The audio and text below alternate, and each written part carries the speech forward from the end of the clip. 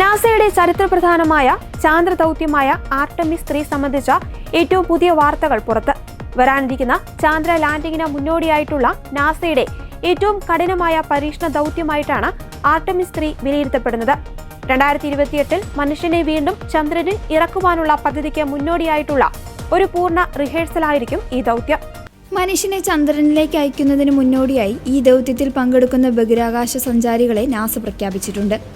ബഹിരാകാശ സഞ്ചാരികളുമായി പോകുന്ന നാസയുടെ ഓറിയോൺ പേടകം ചന്ദ്രന്റെ ഭ്രമണപഥത്തിലേക്ക് കുതിക്കുകയും അവിടെ വെച്ച് ചന്ദ്ര ലാൻഡിങ്ങിന് ആവശ്യമായ സങ്കീർണമായ സാങ്കേതിക വിദ്യകളും പ്രക്രിയകളും പരീക്ഷിച്ചു നോക്കുകയും ചെയ്യും.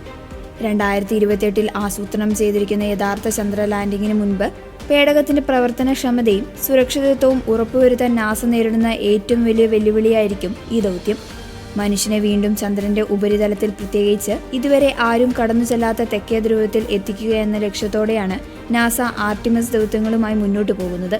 ഇതിന്റെ വിജയകരമായ പൂർത്തീകരണം ഭാവിയിൽ ചൊവ്വ ദൗത്യങ്ങൾക്കും വലിയൊരു അടിത്തറയായി മാറും.